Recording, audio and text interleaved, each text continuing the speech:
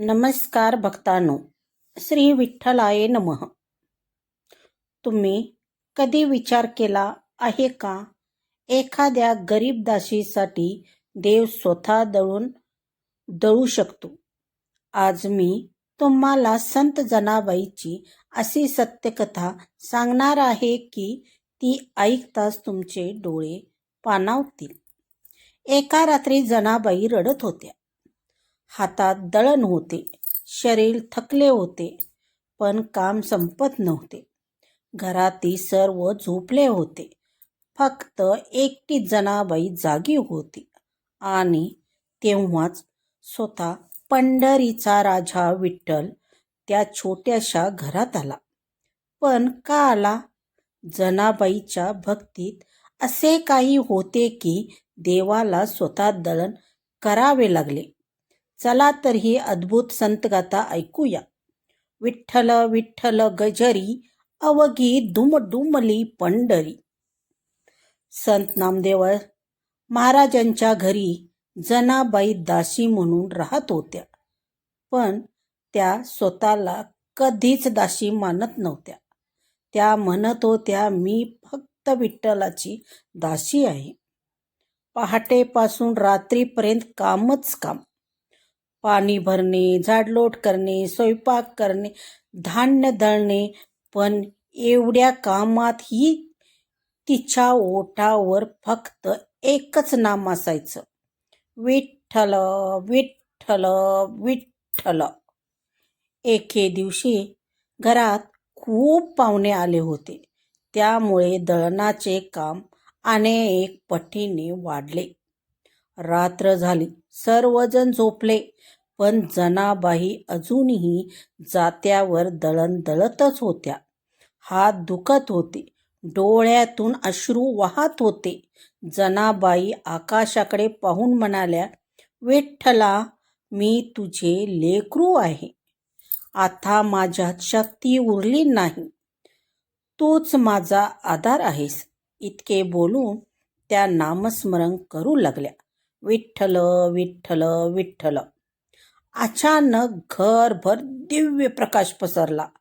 जनाबाई घाबरून उठल्या आणि त्यांनी जे पाहिले ते पाहून त्यांना स्वतःच्या डोळ्यावर विश्वास बसला नाही. साक्षात विठ्ठल जनाबाई समोर उभा होता. काळा सावळा, पिवळा पितांबर, गळ्यात तुळशीमाळ. विठ्ठल म्हणत म्हणाला, जनी तू माझ्यासाठी इतकी वर्षे सेवा केलीस, आज मला तुझी सेवा करू दे. विठ्ठल स्वतः जनीला बोलला. हे बोलून विठ्ठल स्वतः जात्यावर बसला आणि दळण दळू लागला. जात्याचा आवाज आणि विठ्ठलाचे नामस्मरण एकत्र गुंजू लागले. जनाबाईच्या डोळ्यातून आनंद अश्रू वाहू लागले. त्या म्हटल्या, देवा, हे स्वप्न तर नाही ना? विठ्ठल म्हणाला, जनी भक्ताच्या प्रेमाने मी बांधला जातो. रात्रभर विठ्ठल दळण दळत राहिला. पहाटे सर्व दळण तयार झाले आणि विठ्ठल अदृश्य झाला. सकाळी लोकांनी पाहिले की इतके मोठे काम एका रात्रीत पूर्ण झाले आहे. तेव्हा सर्वांना समजले, ती साधी बाई नव्हती जनाबाई, ती विठ्ठलाची लाडकी भक्त होती. भक्तांनो, संत जनाबाईकडे ना संपत्ती होती, ना सत्ता होती, ना मोठेपणा होता. होती ती फक्त विठ्ठलाची निष्काम भक्त.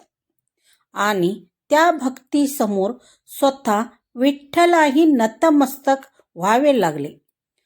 आज ही जर मनापासून देवाला भजले, नाम घेतले, स्वार्थ सोडून सेवा केली, तर विठ्ठल आपल्या जीवनातही नक्की येतो.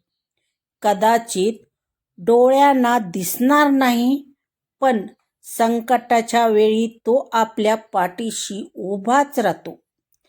कमेंटमध्ये एकदा प्रेमाने लिहा, विठ्ठल विठ्ठल जय हरी विठ्ठल. आणि अशीच संताची प्रेरणादायी गाथा ऐकण्यासाठी संत गाथा चॅनलला सबस्क्राईब करायला विसरू नका. पुंडलिक वरद हरी विठ्ठल, श्री ज्ञानदेव तुकाराम. विठ्ठल विठ्ठल जय हरी विठ्ठल, विठ्ठल विठ्ठल जय हरी विठ्ठल, विठ्ठल विठ्ठल जय हरी विठ्ठल. धन्यवाद भक्तांनो.